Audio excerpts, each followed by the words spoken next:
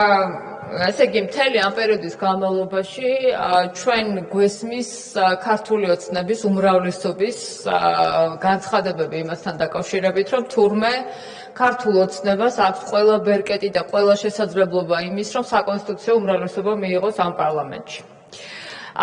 ეხლა მე დავსვავ კითხვას სხვანაირად და მე დიდი იმედი მაქვს, რომ შემდეგი გამოსვლელები კოლეგები ჩემი უმრავლესობიდან, რომელიც ისეთ აბსურდულ ბრალდებებს აყენებენ, რომ თურმე რაღაცა ხუთიანი ციფრი ზოგადად წარმოუდგენლად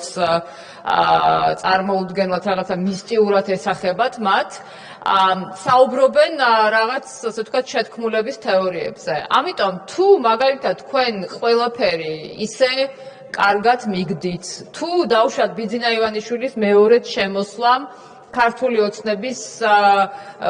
ოცნებას განსაკუთრებული რეიტინგი მოუტანა.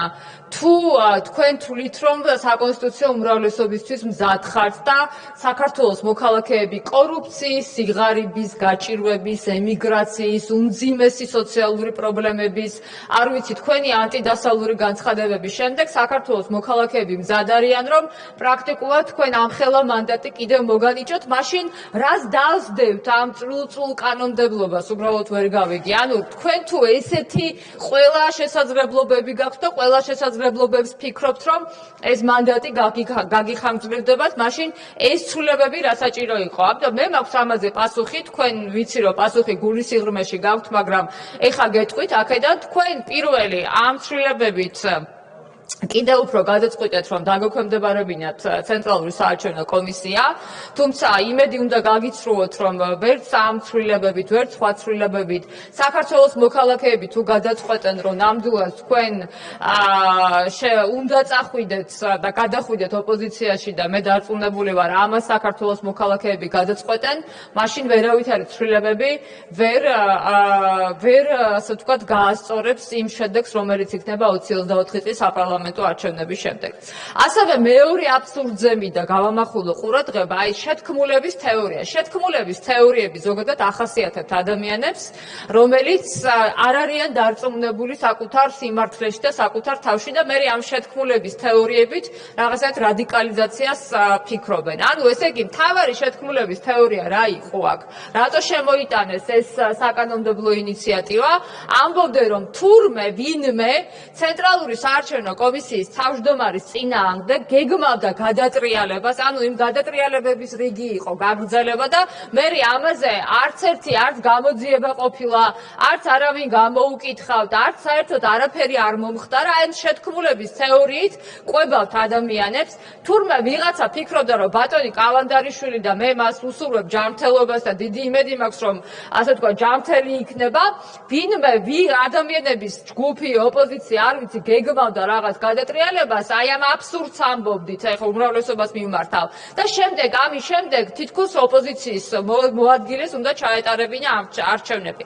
ასეთი შეთქმულების თეორია, ასეთი აბსურდი, მე სიმართლე გითხრათ, არ გამიგია არსად და ყველაზე ცუდი ის არის, რომ ამბობთ, რომ ბატონი კალანდარიშვილი ეხლა ძალიან ესეთი კეთილსინდისიერიაო და ძალიან მაგარი პროფესიონალიაო. ბატონი კალანდარიშვილი ჩამოდგა, დადიოდა ეთერ და იგივე საუბრობდა, რომ ვიღაცას უნდა მისი, ასე ვთქვათ, არ ვიცი, გადმოგდება, ჩამოგდება, დამხობა თუ ასე შემდეგ. ეს არის ის აბსურდის თეორია, რომელიც სამწუხაროდ ჩაჯდა იმ ანტიდასავლურ გზავნილებში, რომელიც თქვენ გაქვთ და ასე ვთქვათ, იმ გზავნილებში, რომელიც თქვენ პრეზიდენტის წინააღმდეგ გაქვთ. ეხლა არ ვიცი, ეს რაღაცა კიდევ ხუთიანი მისტიური ციფრი, აგერ ბატონი ანდრი იწუნება, რომ თურმე მეხუთე სართულზე არ ცხოვრობს, ხო? ანუ ეს რაღაცა არა, მე მეცინება და მე მგონი საქართველოს მოქალაქეებსაც ეცინებათ, იმიტომ რომ აი ამ აბსურდის მოსმენა უწევთ ცენტრალური საარჩევნო კომისიის თავმჯდომარისგან, უმრავლესობისგან და ადამიანებისგან, რომლებიც ვალდებულები არიან და პასუხისმგებლები არიან იმაზე, რომ არ იყოს უმუშევრობა, იყოს, ასე ვთქვათ, განათლების დონე მაღალი, კორუფცია არ იყოს, როდესაც ეხა მე დღეს მექნება ამის საშუალება, რომ ამაზე ფაქტებზე ვისაუბრო, ანუ არც ერთი კორუფციული ფაქტი არ გამოგიძიებიათ. ეკონომიკის მინისტრის მოადგილე მიქაუტაძე, რომელმაც დააგროვა მილიარდობით ლარი და შეგიძლიათ მისი დეკლარაციაში ჩაიხედოთ, ხატია დეკანოიძე კი არ ამბობს ამას, ამ ნებისმიერი ადამიანი.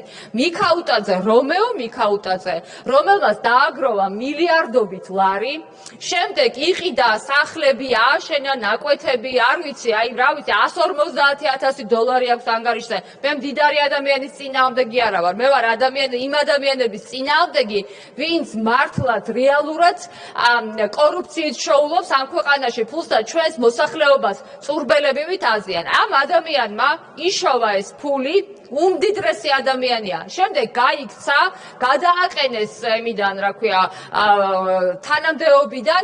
ბატონი კობახიძე, საქართველოს ახალი პრემიერ-მინისტრი, მოვიდა აქ ტრიბუნაზე, იდგა და ამბობდა, რომ კორუფციის წინააღმდეგ ყველაფერს გააკეთებდა და მერე რა აღმოჩნდა, რომ ბატონი მიქაუტაძე საერთოდ გაიქცა, ქვეყნიდან წავიდა, იმიტომ რომ პასუხისმგებლობა არ დაეკისრებინათ მას, ასე ვთქვათ, სახელმწიფო ორგანოებს.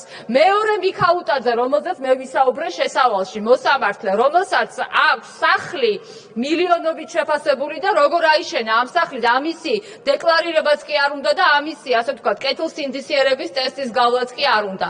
ადამიანები, რომლებიც შოულობენ ტენდერებში პირდაპირ შესყიდვის წესით. აი ხა ესეთი ადამიანები, და სხვა შორის ბატონ კალადარიშვილიც იყო ძალიან სერიოზული ინფორმაცია, რომელზეც თქვენ არ გაგიჩნდათ არც ერთი კითხვა, რომ ნუ თუ მართლა შეიძლება, რომ ადამიანს რაღაც, ასე ვთქვათ, საჯარო მოხელეს კონდეს ამხელა რაოდენობის ქონება. საჯარო მოხელეს, აი მოსამართლეს, რომელსაც 11,000 ლარი აქვს მაგალითად ხელფასი და რომელიც მილიონობით შეფასებულ სახლს იშენებს. ან ეკონომიკის მინისტრის მოადგილე, რომელსაც მილიონობით ლარის ქონება დააგროვა, მისმა და ოჯახის წევრები ჩუქნიან ერთმანეთს, არ ვიცი, ტყეებს ჩუქნიან, საათებს ჩუქნიან, რა ვიცი, დედები ჩუქნიან 100,000 დოლარებს, პენსიონერი მამა ჩუქნიდა ღარიბაშვილს უამრავ თანხას და ეს არ გაინტერესებს. მარტო იმაზე ხართ ორიენტირებული, რომ საქართველოს პრეზიდენტის წინააღმდეგ გაილაშქროთ, ყველა სახელმწიფო ინსტიტუტი დაიქვემდებაროთ და ყველაზე მნიშვნელოვანი ხალხის პრობლემები და მართლაც კორუფცია გრჩებათ განზე. ამიტომ ჩემი მოსაზრებით, მე რაც აი როგორც ერთი ადამიანი, რაც გამიჩნდა, ჩემი შეგრძნება რაც არის, აი მართლა ამ აბსურდის რაღაც შეთქმულების თეორიიდან რადასკვნაც გამოვიტანე. თქვენ არ ხართ ბატონებო დარწმუნებული და ქალბატონებო იმაში, რომ ის უპირატესობა, რომელზეც ესაუბრებით საქართველოს მოქალაქეებს, ეს უპირატესობა მართლა გააქვთ. და სწორედ ამიტომ ვცდილობთ, რომ ნებისმიერი თავისუფალი სივრცე, ნებისმიერი დამოუკიდებელი სივრცე ამოავსოთ და შემდეგ ამ სივრცის ამოსების პარალელურად საქართველოს პრეზიდენტს დაესხათ თავს, იმიტომ რომ საქართველოს პრეზიდენტი იყო ადამიანი, რომელმაც ხარი არ დაუჭირა თქვენს ანტიდასალურ კამპანიას. ეს არის და ეს. მადლობა. კოლეგებო, გამოსვლების რაოდენობიდან გამომდინარე, დაახლოებით 6 საათი უფრო სწორედ